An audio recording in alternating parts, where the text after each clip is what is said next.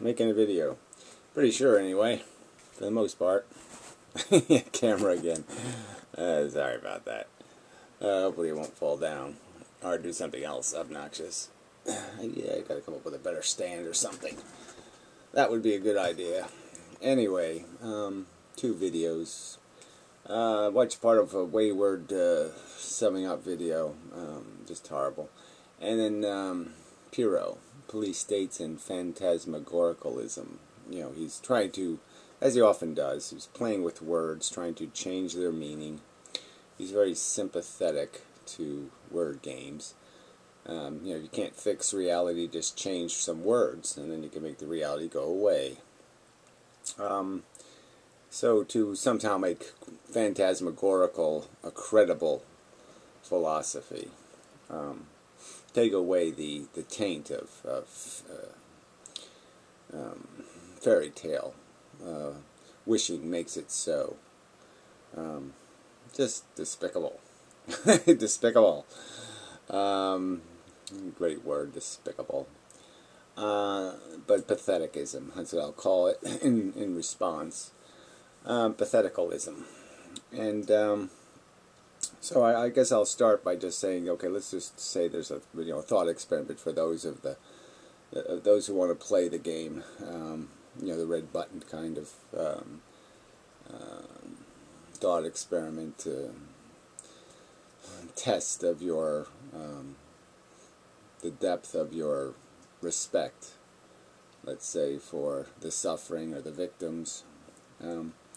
So let's just understand grossly that we live in a world where there is everyday horrific suffering, and some of it deliberately created in very disgusting manner almost. I mean, we're all guilty of taking the profits from these experiments, but I mean, every day laboratory mice are tortured, to death. Quite literally. They are used up in a horrific manner. Horrible things done to them. Their conscious experiences are just dismal, awful.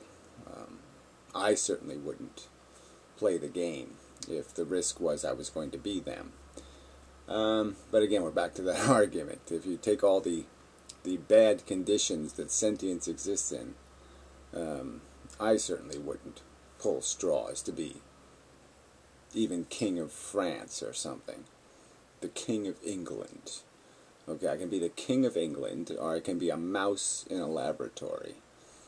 These are the straws in the bundle. I'm not going anywhere near it. And we certainly know en masse that most of the organisms are not having a good time. Their fate will not be graceful. Their end will not be graceful. You don't have to see much suffering. I could just use my personal anecdotal, the roadkill I've had to finish off. Sister dying slowly of cancer over a 5-year period. I can use lots of examples where I say, no mas, no, this is, you're never going to undo this suffering. So Wayward's video, the key point I found most nauseating and disgusting was some idea that he and the human race is going to march into some sort of future, and they're going to do something so fucking spectacular that you could say to the dying sister, oh, it was worth it. Yes, yeah, when you had that infected spinal cord, yes, it was worth it because we did something so cool. While you died, while you had a 3-year-old daughter, yeah, you died of horrid infections. Yeah, it was all worth it because we're going to do something so fucking cool. Yeah, I don't think you're going to come even. I don't even think you're going to come. You're not even going to get up the sea. You're not even going to get halfway up the sea, let alone cool. You're not going to get anywhere close to cool enough for me. And that's the test here, right? For me. It seems just quite obvious that you're never going to undo the suffering that's taken place on this planet over the last 500 million years. Your human race is not going to do something. What are you going to do, you silly person? Watch 4-dimensional television? What the fuck are you going to do? I mean, just amazing that they have this vision, and it's made of nothing.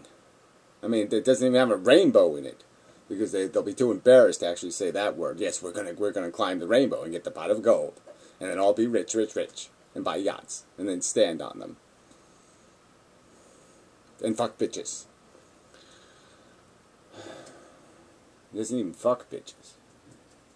Well, you know what I mean, the vaginal ones. Anyway, so back to Pyrrho. So Pyrrho's doing this thing where he's saying our consciousness is some little kernel in us, and that it's inside of parameciums, and it's inside all these other things.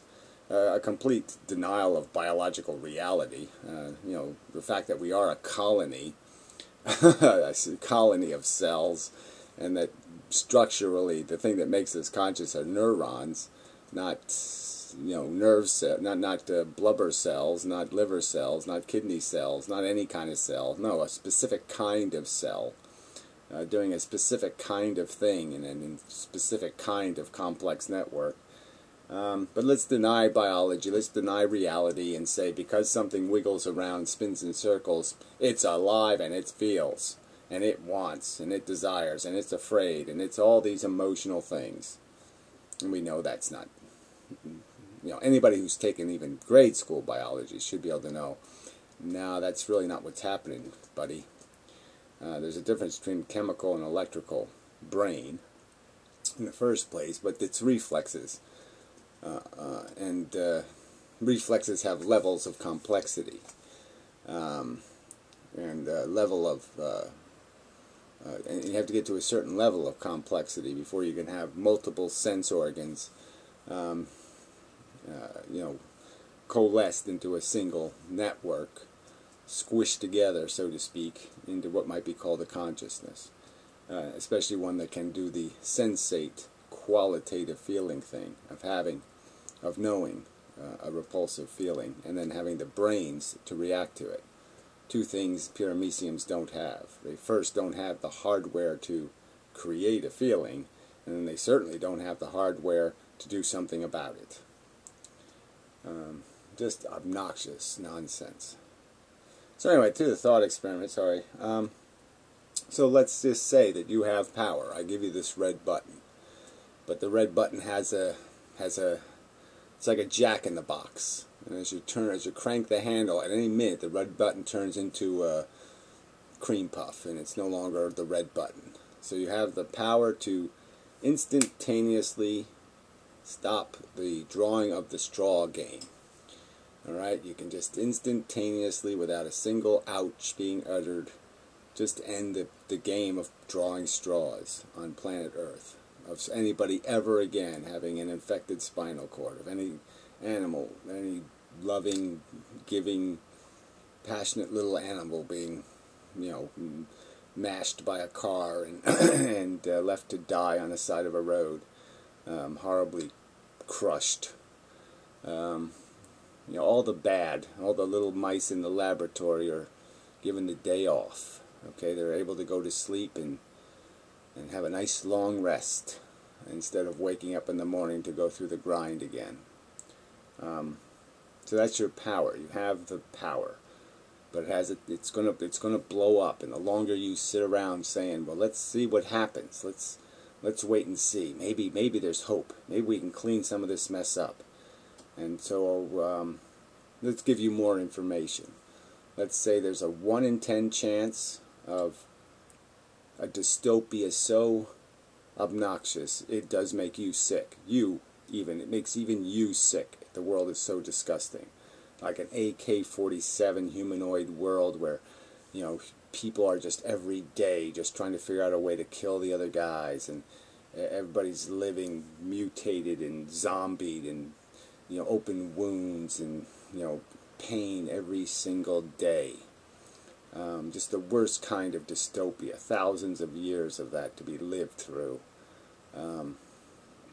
And there's a 1 in 10 chance, elephant man, I don't know whatever you want to call it, some kind of plague where everybody's, gets some like elephantitis or something, and they get, 100 pounds of parasites living in their flesh. Whatever the worst is. 1 in 10 chance of the worst happening.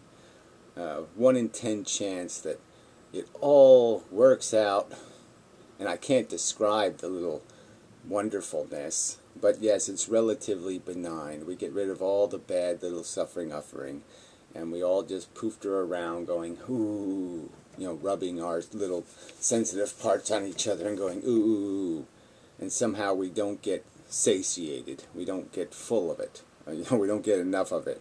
And we just keep wanting it and wallowing in it and writhing in it.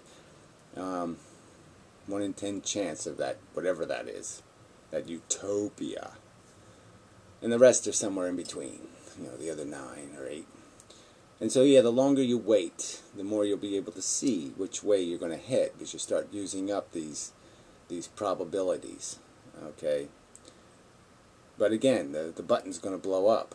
Any minute now, any second, this button will go away, and you will not have the opportunity to prevent the worst. Do you squander your opportunity to prevent the worst? Do you really do that? Do you really sit around and say, I'm going to live on some hope that it's going to work out okay, that we're going to be the lucky winner? Do I tell that to the losers when it happens, that sorry, I squandered the chance to prevent it?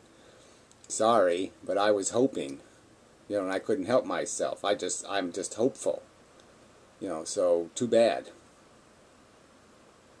I mean, really, you really think that's reasonable of you to sit there for this vague notion of your utopia? You're going to risk the worst and allow it to be a possibility when you have the chance to make it an impossibility.